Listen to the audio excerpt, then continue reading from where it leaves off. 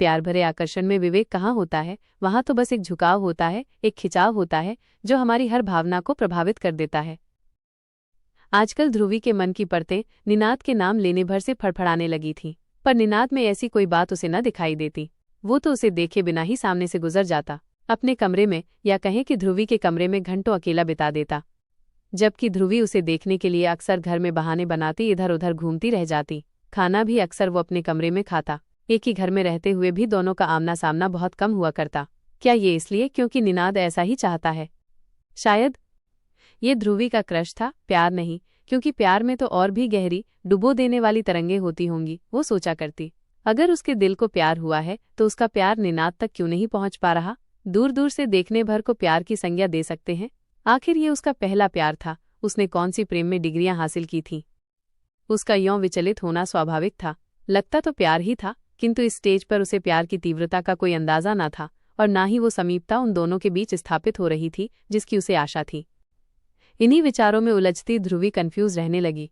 क्या है उन दोनों के बीच? कोई संग साथ की यादें नहीं, कोई लगाव नहीं, मिलने की तड़प नहीं, भविष्य के लिए संजोए सपने नहीं, निजी अनुभवों और भावनाओं की तरलता से सूखा ये प्यार नहीं हो सकता। ध्रुवी अपने अंदर उठते ज्वार को टीनेज का साइड इफेक्ट समझकर दिमाग से परे सरका देना चाहती थी, मगर दिल जो हर बार निनाद को देख भीग जाता था, उसे कैसे मनाए? उस दिन ध्रुवी को अपनी सहेली के घर एक किताब लौटाने जाना था। दिन ढल चुका था। ऐसे में अकेली जाने देना ममता को ठीक नहीं लगा। निशा ने जबरन निनाद को उसके संग भेज दिया गया। I don't want to force you, घर से कुछ कदम दूर आते ही ध्रुवी बोली। वो निनाद के अनमनेपन से पहले ही व्यथित थी, और आज तो निनाद उसके कदमों से कदम मिलाकर भी नहीं चल रहा था, 4 कदम पीछे था। तुम चाहो तो घर चले जाओ या कहीं भी, मैं खुद जा सकती हूँ। इट्स ओके, बस इतना ही कहा निनाद ने। ध्रुवी और भी खिन्न हो गई। उसके मन की तरंगे क्यों नहीं पहुंच रही निनाद तक, जबकि वो इतना पास है, इतना करीब। वो कुछ विचारमग्न थी कि निनाद कहने लगा, तुम क्या हमेशा से यहीं रहती आई हो? I mean were you born here? यहीं पैदा हुई और यहीं पढ़ रही हूँ। तुम्हें अपनी सिटी बहुत याद आती होगी ना? अपने फ्रेंड्स, गर्लफ्रेंड? ध्रुवी ने सकुचाते हुए पूछ लिया। मैं हमेशा से इंट्रोवर्ट टाइप का लड़का रहा हूँ, कभी कोई गर्लफ्रेंड नहीं रही अब तक। वहाँ यूएस में तो मेरे फ्रेंड्स मुझे बहुत चिढ़ाते थे इस बात पर, कुछ खुलने लगा निनाद। इस शाम के बाद दोनों में दोस्ती की शुरुआत हो गई। हमउम्र होने के कारण माता पिता को लगता एक दूसरे से कुछ सीखेंगे, सिखाएंगे। आखिर भिन्न परिवेशों से जो आए हैं, और ध्रुवी व निनाद दोनों अपनी दुनिया खोजने लगे। ध्रुवी की आंखें वो सब कहने को आतुर रहती जो उसके दिल में गढ़ रहा होता। निनाद कभी सयाना बन उसके नयनों की भाषा पढ़ रहा हो, ऐसा लगता, तो कभी ध्रुवी को संदेह होता कि शायद निनाद जिस कल्चर से आया है वहाँ ये सब आम है। जल्दी श्यामल के लिए एक घर का इंतजाम हो गया, और उनकी अपनी सोसाइटी में ही।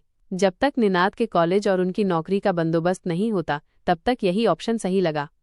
शिफ्ट होने के बाद निनाद और ध्रुवी का आमना सामना होने के चांस कम हो गए। अब निनाद उनके घर से जा चुका था। ध्रुवी बाय कर अपनी दिनचर्या में व्यस्त हो गई। निनाद के शिफ्ट होने के बाद शाम को जब ध्रुवी नीचे सोसाइटी के पार्क में गई, तो उसे वहां खड़ा पाकर सुखद आश्चर्य से भर गई। यानी निनाद को भी उसका साथ भाता है, तभी वो उससे मिलने की चाह में वहां मौजूद है। हाय कहते हुए ध्रुवी निनाद की ओर बढ़ गई। दोनों का ये नित्य कर्म बन गया। एक ही घर में रहते हुए भी जो दोनों थोड़े खिंचे हुए से रहते थे, वही अब दूसरे घरों से मिलने आते हुए एक दूसरे के करीब आने लगे। अब ध्रुवी जब कभी नीचे पार्क में जाती तो उसकी तैयारी कुछ देर पहले से करती। फेस वॉश से मुंह धोती, होठों पर लिप ग्लॉस, आंखों में काजल, कानों में लूप्स और बालों को अक्सर संवारकर खुला छोड़ दिया करती। निनाद भी महकता मुस्कुराता आता। तुमने कभी गोलगप्पे ट्राई किए हैं? ध्रुवी ने एक शाम पूछा, तो निनाद ने ना में सिर हिलाया। सुना है, बहुत स्पाइसी होते हैं। चलो आज खाने चलते हैं, माई ट्रीट, कहते हुए ध्रुवी उसे पास के मार्केट में ले गई। आंसू पहुंचते निनाद ने एक बार भी शिकायत नहीं की कि उसे तीखा खाने की आदत नहीं। ध्रुवी की मनमोहक मुस्कान और उसे इम्प्रेस करने के चक्कर में चुपचाप खाता चला गया। किंतु जब अगले दिन वो पार्क में नहीं आ पाया, तब ध्रुवी को पता चला कि तीखा खाने के कारण उसका पेट खराब हो गया। ध्रुवी के मन में निनाद के प्रति उभरी चिंता के साथ साथ एक तसल्ली भी हुई। उसे विश्वास होने लगा कि निनाद भी उसे पसंद करता है, तभी तो उसकी खुशी के कारण उसने वो भी कर डाला जो उसके लिए सही नहीं था। कुछ हफ्तों में श्यामल और निशा की जिंदगी पटरी पर आ गई। श्यामल की नौकरी लग गई और निनाद का एडमिशन हो गया। श्यामल को अपनी पसंद का घर भी मिल गया। नवी मुंबई में उनका नया ऑफिस होगा, इसलिए घर भी वहीं लेना उचित रहा।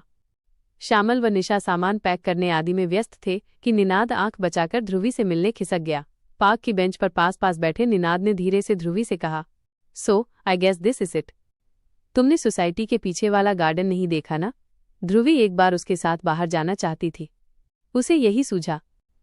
आज गार्डन में घूमते हुए दोनों के कदम एक साथ उठने लगे। बिछड़ने का एहसास होने लगा। अभी तो प्रेम कहानी शुरू भी नहीं हुई, अभी से अल्पविराम, फिर दोनों ना जाने कब मिलेंगे। मुंबई की भागदौड़ भरी जिंदगी में किसके पास दूसरे के घर जाने का टाइम है। निनाद का एडमिशन हो जाएगा, वो अपने नए दोस्तों में खो जाएगा। ध्रुवी भी तो इस वर्ष कॉलेज चली जाएगी। अपनी अलग दुनिया खोजने लगेंगे दोनों। शायद ऐसे ख्याल दोनों के जहन में चलने लगे, उनके कदमों से कदम मिलाते हुए।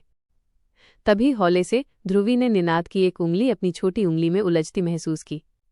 बिना नजरें मिलाए वे दोनों सरकते रहे। उंगलियां आपस में खेलने लगीं। अब उनके हाथ एक दूसरे को नाजुकता से पकड़ चुके थे। यों ही चलते हुए दोनों निनाद के घर पहुंच गए। दरवाजे की घंटी बजाने से पहले निनाद की बाह ने ध्रुवी की कमर टटोल ली। उसे अपने पास घुमाते हुए निनाद ने अपने पतले अधरों को ध्रुवी के रसभरे होठों पर मृदुलता से रख दिया। इससे पहले कि चुंबन की तपिश अनुभव होती, एक जानी पहचानी भारी भरकम आवाज ने उन दोनों की तंद्रा चटका दी। ध्रुवी। ये आवाज अरुण की थी, जो उसी समय श्यामल के घर कुछ मदद करने आए थे। पिता द्वारा उन्हें ऐसी स्थिति में पकड़े जाने पर दोनों बेहद शर्मिंदा हो गए।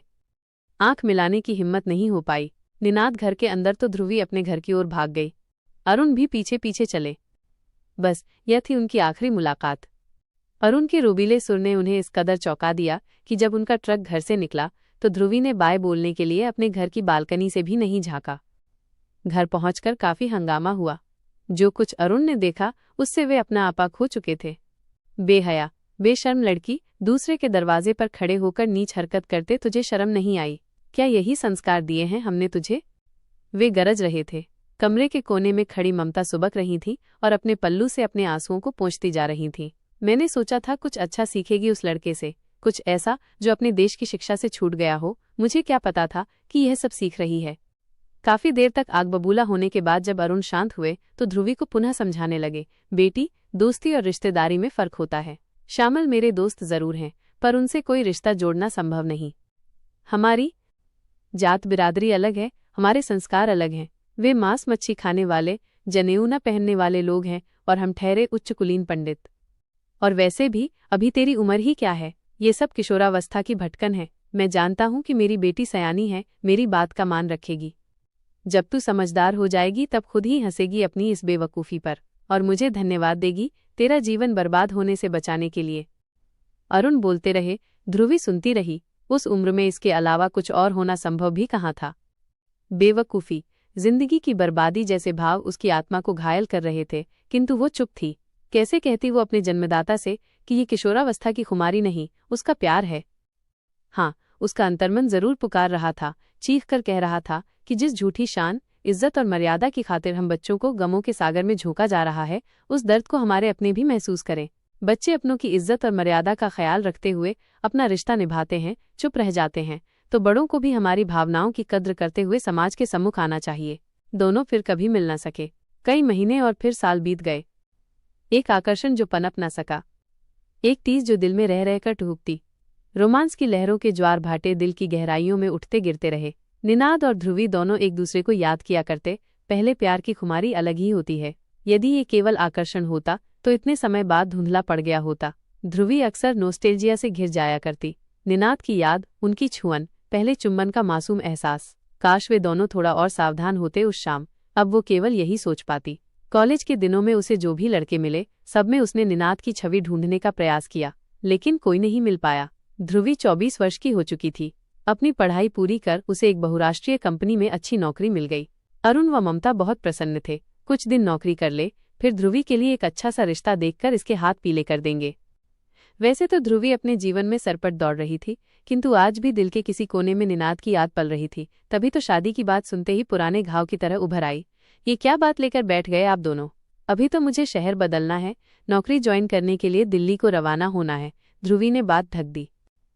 रेलवे स्टेशन पर अरुण और ममता ने हिदायतों की पोटली उसके सामान के साथ बांध दी और उसे दिल्ली भेज दिया। कंपनी रहने की व्यवस्था भी करने वाली थी, सो माँ बाप को टेंशन नहीं थी। स्टेशन पर कंपनी की ओर से कोई लेने आ गया और उसे गेस्ट हाउस पहुंचा गया। ये ध्रुवी की पहली दिल्ली यात्रा थी, सो थोड़ा उत्साहित होना लाजमी था। शाम को वो पास के मार्केट घूमने निकल गई। वहां विंडो शॉपिंग करते हुए उसे ऐसा आभास हुआ कि उसका दिल अचानक जोर से धड़का, जैसे हवा की सनसनाहट कुछ कहना चाह रही हो उससे। मन में यकायक एक नाम उभरा, निनाद। निनाद। उसकी याद आज यहाँ कैसे आ गई? क्या वो यहीं कहीं है, उसके आसपास, करीब, बेहद करीब? दिल में उठी लहरों को काबू करने की विफल कोशिश करते हुए ध्रुवी इधर उधर ताकने लगी। तभी उसके कंधे पर एक थपकी हुई। पीछे मुड़ी तो सामने निनाद खड़ा था। Oh my God! ध्रुवी को अपनी नजरों पर विश्वास नहीं हुआ। मुंबई में जुड़े तार यहाँ दिल्ली में एक बार फिर टकरा सकते हैं, ऐसा तो उसने कभी सोचा भी नहीं था। मैंने कब सोचा था कि तुम मुझे यहाँ मिल जाओगी। निनाद भी खुशी से दीवाना दिखाई पड़ा। ध्रुवी एक आकर्षक युवती के रूप में निखर आई थी। पतली छरहरी काया, कमर तक लहराते केश और चंपई रंगत। गोल मटोल गालों की जगह अब उभरे हुए चीक बोन्स ने ले ली थी। उसका फैशन सेंस भी आज के समय से मेल खा रहा था। निनाद उसे देखकर सुखद आश्चर्य से भर उठा और ध्रुवी निनाद की मोहब्बता की दीवानी हो गई। उसकी जॉ लाइन अब और भी साफ नजर आने लगी थी। गोरे रंग पर शेव करने से गाल हल्के हरे से प्रतीत हो रहे थे और बाल आजकल के लेटेस्ट कट में उसके कद को और बढ़ा रहे थे। दोनों पास के रेस्तरां में प्रवेश कर गए। काफी कुछ था एक दूसरे के साथ बांटने के लिए। इतने बरसों की बातें, जो कुछ जीवन में घटा, वो सब दोनों बताना चाहते थे। वहां बैठते ही बिना कुछ सोचे निनाद ने ध्रुवी का हाथ थाम लिया। ध्रुवी ने भी कोई प्रतिरोध नहीं किया। कुर्सी पर बैठे हुए ही जैसे दोनों उड़ रहे थे, संग नाच रहे थे। इतने लंबे अरसे बाद मिलने पर उनकी प्रसन्नता का ठिकाना न था। अब भी हॉट चॉकलेट पसंद है तुम्हें? ध्रुवी ने पूछा तो निनाद आह्लादित हो उठा। नॉट बैड, इतने सालों बाद भी तुम्हें मेरी पसंद याद है। मुझे तो वो वाकया भी याद है जब स्कूल से लौटते समय तुमने मेरी स्कर्ट पर लगा स्टेन देख लिया था और झट मेरे पीछे पीछे सटकर चलने लगे थे। इनफैक्ट तब मुझे पता चला था कि स्कूल में बच्चे मुझे देखकर हंस क्यों रहे थे। वे भी क्या दिन थे, अल्हड़, नादान, बेफिक्रे। कितना रोई थी मैं असलियत जानकार। तब भी तुमने ही मुझे समझाया था। तुम्हारी बातों ने मेरे मन का बोझ एकदम हल्का कर दिया था निनाद। तुम्हारे अमेरिकन नजरिए और हमारे यहाँ की सोच में भारी अंतर महसूस हुआ था। मुझे ध्रुवी पुराने गलियारों में विचरने लगी। सच, निनाद के आने से उसकी अपनी सोच में काफी परिवर्तन आया था। हम सब की अपनी एक स्टोरी होती है ध्रुवी, जिसमें हर कदम लोग जुड़ते जाते हैं। मुझे खुशी है कि मैं तुम्हारी स्टोरी का अदना सा हिस्सा बन पाया, निनाद बोला। अदना सा नहीं, अस्फुट शब्दों में ध्रुवी ने कहा, पर फिर तुरंत बात बदल दी। जानते हो निनाद, हम सबको किसी के प्यार की, किसी के भावनात्मक सहारे की जरूरत होती है। मैंने कभी नहीं सोचा था कि तुम मुझे दोबारा मिलोगे और तुमसे कह सकूंगी कि आई रियली मिस्ड यू। एक सीक्रेट शेयर करूं, उन दिनों मैं अपनी कॉपी में दिल की शेप बनाकर उसमें डी लिखा करता था, बताकर निनाद जोर से हंस पड़ा। ध्रुवी की नजरें शर्म से झुक गईं, चेहरे पर लालिमा छा गई। बात पलटते हुए वो बोली, तुम इतनी अच्छी पेंटिंग किया करते थे, अब भी करते हो? हाँ, पेंटिंग तो मेरा पैशन है, उससे मुझे शांति मिलती है। तुम यहाँ दिल्ली में कब से रह रही हो? मैं आज ही दिल्ली पहुंची हूँ। यहाँ मेरी जॉब लगी है, कल से ज्वाइन करना है। और तुम यहाँ कब से हो? मैं भी यहाँ जॉब करता हूँ। मम्मी पापा अभी भी नवी मुंबई में ही हैं। यहाँ अकेला रहता हूँ। मुझे अपने पैरों पर खड़ा होना था, क्योंकि माता पिता के कंधों पर बैठकर बचपन का सफर तो तय किया जा सकता है, परंतु जवानी का बोझ नहीं ढोया जा सकता। निनाद ने ध्रुवी को अपना पता दे दिया। फोन नंबर्स एक्सचेंज करने के बाद दोनों अपने गंतव्यों पर लौट गए। अगली सुबह गेस्ट हाउस में नाश्ता करके ध्रुवी सही समय पर अपने नए दफ्तर पहुंच गई। पर्स में ममता द्वारा दी गणपति की प्रतिमा लिए वो नए जीवन के सोपान चढ़ने को तैयार थी। इसी शहर में नौकरी और यही निनाद का साथ, इससे अधिक की उम्मीद नहीं कर रही थी ध्रुवी। दफ्तर दिल्ली के मध्य कनॉट प्लेस में था। बिल्डिंग जरूर पुरानी थी, पर अंदर से एकदम स्टेट ऑफ आर्ट। स्टार्टअप में नौकरी करने का मजा ही अलग है। नई तकनीक, नई सोच और नया खून। कंपनी के मालिक से मिलकर ध्रुवी में उत्साह भर गया। उम्र में वो ध्रुवी से कुछ ही वर्ष बड़ा होगा, लेकिन उसकी आगे बढ़ने की ललक, जीतने की चाह और परिश्रम के कारण वो ना जाने कितनों का प्रेरणा स्रोत बन चुका था। एचआर ने ध्रुवी के जरूरी दस्तावेज जमा किए, कुछ कागजी कार्यवाही की और उसे मीटिंग रूम में इंतजार करने को कहा। उसने चाय का कप थामा ही था कि एक भद्र महिला ने अंदर प्रवेश किया। हेलो ध्रुवी, मैं यहाँ की एचआर मैनेजर हूँ। हमारी कंपनी में आपका स्वागत है। आपसे पहले जो शख्स इस सीट पर नौकरी करता है, आपको उसके अंडर ट्रेनिंग पर रखा जाएगा ताकि आप सारा काम समझ सके। दरअसल उसे नौकरी से निकाला जा रहा है, किंतु अभी तक उसे बताया नहीं गया है। थोड़ा सेंसिटिव मामला है ना, इसलिए अगले हफ्ते उसका लास्ट डे होगा, तब आप उससे हैंडओवर ले लेना। ध्रुवी को ज्ञात था कि स्टार्टअप में काम सीखने का जितना मौका मिलता है, उतना ही हायरिंग और फायरिंग का रिवाज भी होता है। उसके कैरियर की शुरुआत किसी की नौकरी के एवज में हो रही है, ये बात उसे अच्छी तो नहीं लगी, पर उसके हाथ में ये निर्णय नहीं था। ध्रुवी को उसकी सीट पर ले जाया गया। मीट निनाद, आपको इन्हीं के अंडर काम करना है। HR मैनेजर के कहते ही ध्रुवी पर गाज गिर गई। निनाद उसे एक बार फिर अपने समक्ष पाफूला न समा रहा था, किंतु ध्रुवी का चेहरा राख हो गया। उसकी नौकरी निनाद की जगह लगी है, किस मुंह से बताए वो ये बात उसको। इसी उधेड़बुन में 5 दिन निकल गए। निनाद उसे पूरे मन से काम सिखा रहा था। दफ्तर के बाद भी दोनों मिल लिया करते, कभी साथ डिनर करते हुए घर लौटते तो कभी कैंटीन में साथ लंच करते, परंतु ध्रुवी असली बात बताने की हिम्मत नहीं जुटा पाई। आज काम पर उसका 6ठा दिन था। कल कंपनी निनाद को निकाल बाहर करेगी। अब ध्रुवी के पास और समय नहीं बचा, सो उसने आज शाम ही निनाद को आगाह करने का मन बनाया। आज तुम्हारे साथ कॉफी पीने का मन है, कहीं चलें? चलो, आज मैं तुम्हें अपनी पसंद के कैफे ले चलता हूँ। वहाँ की लाते कॉफी तुम्हें जरूर पसंद आएगी। निनाद को कहाँ पता था कि आज बाहर जाने के पीछे ध्रुवी का क्या उद्देश्य है। निनाद, मेरी बात ठंडे मन से सुनना और समझने की कोशिश करना। ध्रुवी ने उसे सारी स्थिति बता दी। उसकी बात सुनकर निनाद कुछ क्षणों के लिए अव्यवस्थित हो उठा। अचानक ऐसी परिस्थिति उत्पन्न हो जाएगी, उसने कभी सोचा भी नहीं था। कौन कहता है अच्छी कला सहज सरल होती है, और हो भी क्यों कर। जब जिंदगी ही सहज सरल नहीं, ना तो हमारा दिमाग और ना ही दिल। निनाद द्वारा कही बात ध्रुवी की समझ में नहीं आई। इससे आगे कुछ भी कहे बिना वो वहां से उठकर चला गया। अगले दिन दफ्तर में निनाद ध्रुवी के समक्ष एक अजनबी के रूप में आया। न मुस्कुराहट, न बातचीत, केवल रूखा व्यवहार। दिन भर दफ्तरी कार्यवाही, फुल एंड फाइनल की प्रक्रिया निपटाने और ध्रुवी को काम संबंधी बातें समझने में चला गया। निनाद का ये शुष्क रवैया ध्रुवी के मन को छलनी किए जा रहा था, पर वो करती भी तो क्या।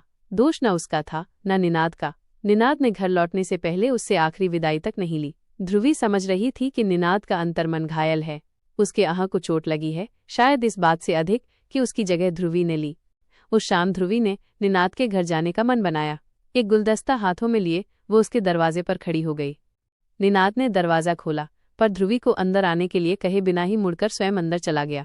ध्रुवी भी पीछे पीछे हो ली। वो समझ रही थी कि निनाद की मानसिक स्थिति दुरुस्त नहीं, और वो उसे पूरा समय देने को तैयार थी। नौकरी मुबारक हो ध्रुवी, निनाद ने तंजभरे स्वर में कहा तो ध्रुवी की आंखें नम हो उठी, लेकिन उसने फौरन खुद को संयत कर लिया। इसके लिए मुझे दोषी मत ठहराओ निनाद, मैं तो जानती भी नहीं थी कि तुम। ध्रुवी आगे कुछ कह पाती, इससे पहले निनाद बोल पड़ा, बॉस से तो मिली होंगी तुम। आखिर तुम्हारी खूबसूरती काम आ ही गई। मैं ही मूर्ख था जो काबिलियत को असली पहचान समझता रहा। ये क्या कह रहे हो तुम? निनाद की बात ने ध्रुवी के हृदय को और भी चोटिल कर दिया। मैं तो केवल तुम्हारी कामयाबी पर खुश हो रहा हूँ। एक औरत को और क्या चाहिए? वो जवान है, अमीर है, और अब तुम्हारा चरणदास भी। तुम चाहोगी वो मूछ रखे तो रख लेगा, तुम्हारा हुक्म होगा कि मूछ साफ करे तो क्लीन शेव कर लेगा। बस इसके लिए कुछ दिन और उसे तरसाना, ताकि वो पूरी तरह तुम्हारी गिरफ्त में पागल हो जाए। थोड़े समय खुद पर काबू रखना, जैसे अब तक रखती आई हो ना?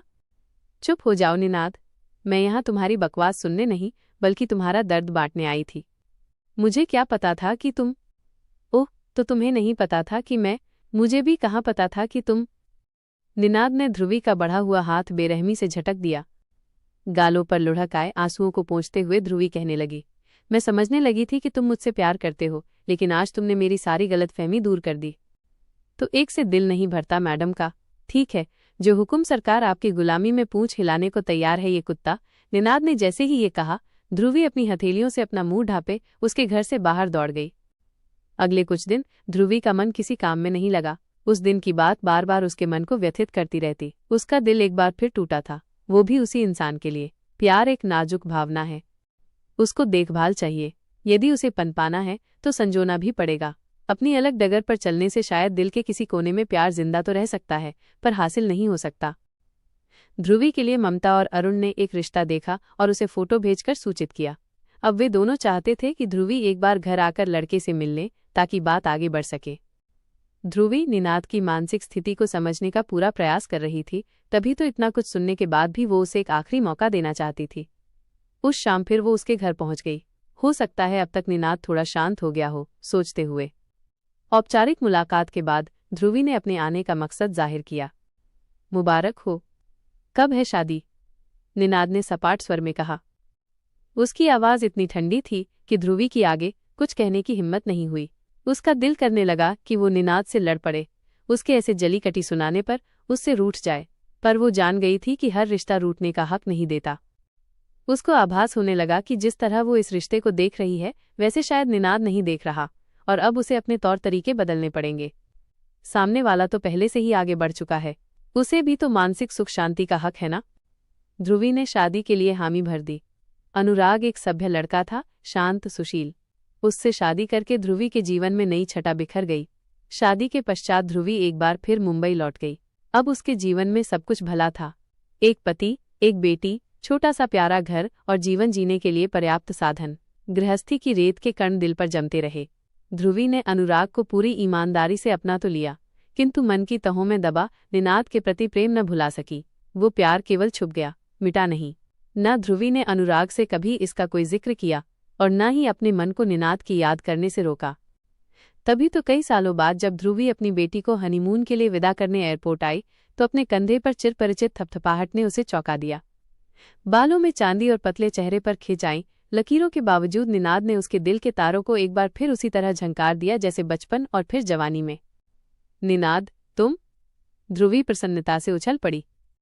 अब तक जो अधर एक स्मित रेखा में कैद थे, अचानक उनमें दांत समा नहीं पा रहे थे।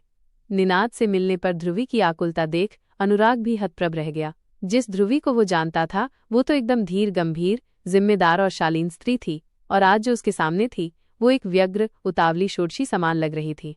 चोटी में बंधे उसके खिचड़ी बाल और हल्की नारंगी दुसूती साड़ी में कुछ देर पहले तक उसकी गरिमा और भी ओजस हो रही थी, लेकिन अब एकाएक उसकी आकृति उसके आचरण से मेल खाने में चूकने लगी। इनसे मिलो, ये है अनुराग, मेरे पति, और ये है निनाद, मेरा बहुत अच्छा दोस्त। ध्रुवी ने अनुराग की आंखों में जो प्रश्न चिन्ह पढ़ा उसका उत्तर उसने दोनों का परिचय करवाकर दे दिया। हम आज न जाने कितने वर्षों बाद मिले हैं। बेटी और दामाद अपनी फ्लाइट के लिए जा चुके थे। अनुराग ध्रुवी व निनाद को उनकी अनेकानेक बातों के साथ छोड़कर घर के लिए रवाना हो गया। मैं बहुत थक गया हूँ, तुम्हें तो अब काफ़ी सारी बातें करनी होंगी, तो तुम ड्राइवर के साथ आ जाना, मैं कैब लेकर घर चलता हूँ। फिर मिलेंगे निनाद साहब। ध्रुवी और निनाद ने एक ईटिंग जॉइंट खोजा और वहीं विराजमान हो गए। इतने सालों कहाँ रहे, कैसी जिंदगी बिताई, जीवन के खट्टे मीठे अनुभव साझा करते दोनों ने करीब 2 घंटे बिता दिए। निनाद ने बताया कि अब वो एक फुल टाइम चित्रकार बन गया है, मुंबई में अपनी पेंटिंग की नुमाइश करने आया है। घर परिवार में कौन कौन है? मैंने शादी नहीं की और मॉम डैड को गुजरे एक अरसा बीत गया।